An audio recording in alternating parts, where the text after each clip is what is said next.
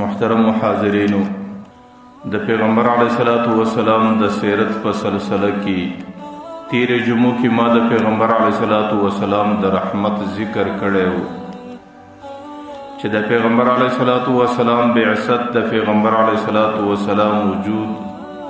الله تعالی د دې امت دپاره یو عظیم رحمت ګرځولی. پیغمبر علیه الصلاۃ والسلام ته الله تعالی د مځکې پر مخ باندې ټوله زندگی غالباً دروش پیته کاله ورکله او نبوي زندگی د پیغمبر علیه الصلاۃ والسلام دا 23 کاله ولا 23 کاله زندگی د پیغمبر علیه الصلاۃ والسلام 10 کاله مکه مکرمه کې تیر 14 کاله مکه مکرمه کې تیر ولا او غالباً 10 کاله په مدینه منوره کې تیر. د مدینه منورې چې کله 10 کاله فرسو د هجرت او د نبوي زندگی 23 کاله فرسلو، نو بیا د پیغمبر علیه الصلاۃ والسلام د وفات واقعه رااله او مدینه منوره کې پیغمبر علیه الصلاۃ والسلام وفات او د حضرت عائشه مبارکی په قبر په حجره مبارکه کې د هغې قبر رااله او د هغې د قبر د سلام دپاره د اطرافو د عالم سوسم انسانان ځان رسوي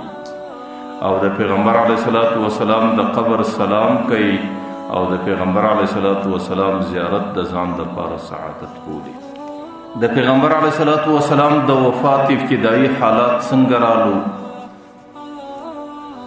چې کله پیغمبر علیه الصلاۃ والسلام حجۃ الوداع ته تشریف راوړی. د ډیرو روایاتو مطابق حجۃ الوداع د پیغمبر علیه الصلاۃ والسلام د په 9 کال د هجرت باندې و چې کله پیغمبر علیه الصلاۃ والسلام تشریف راوړی. د پیغمبر علیه الصلاۃ والسلام سره د مدینه منورې څخه 40,000 انسانان سره او 40,000 انسانان د مدینه منورې سره او ډېر انسانان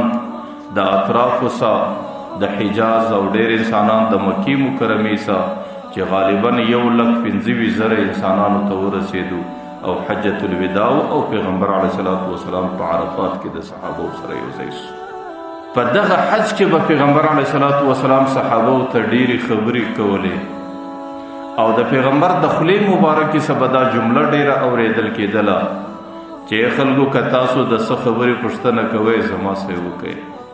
ډېره ممکنه دا ده چې وروسته زندگی زما او ستاسو سره یو ځای نه وي او ډېره ممکنه دا ده چې زما زندگی ستاسو سره رخصت سي او بیا به تاسو زما ډېر تلاش وکړئ او ما به پیدا نه کړئ.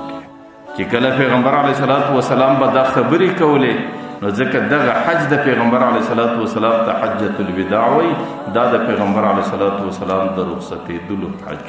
چې پیغمبر علیه الصلاۃ والسلام په دې وخت کې رخصتېدی او د پیغمبر علیه الصلاۃ والسلام د رخصت حج او بیا د عرفات په میدان کې پر پیغمبر علیه الصلاۃ والسلام باندې حضرت جبرائیل علیه الصلاۃ والسلام دا آیات هم راورساوی. د عرفات میدان له حضرت جبرائیل علیه الصلاۃ والسلام دا آیات راوړی: اليوم اکملت لکم دینکم واتممت علیکم نعمتی ورضیت لکم الاسلام دینا.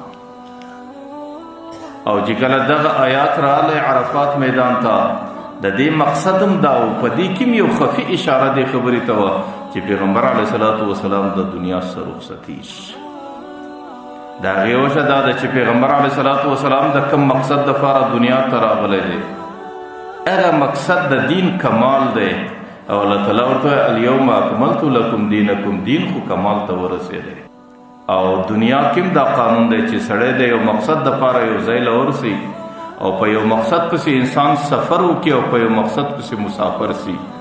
نو چې کله هغه مقصد پوره سي نو هغه سړی دوباره خپل مرکز او خپل وطن او خپل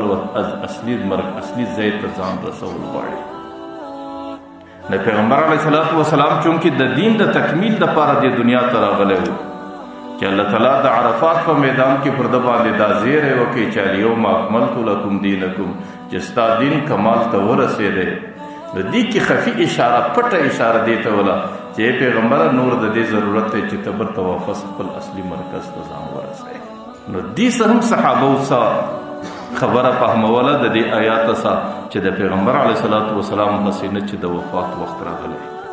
بیا چې کله پیغمبر علیه الصلاۃ والسلام د حج څخه وروسته مدینې منورې ته راغلی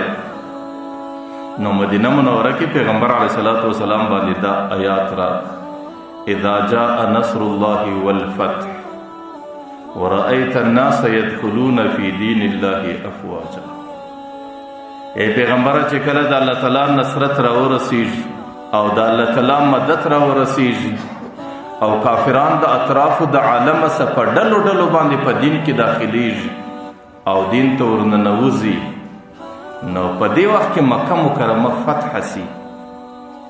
نو بیا خو به ته د خپل رب ملاقات ته تیاری نسي او د خپل رب د ملاقات دپاره به تیارې او د خپل رب د ملاقات دپاره به په انتظار باندې.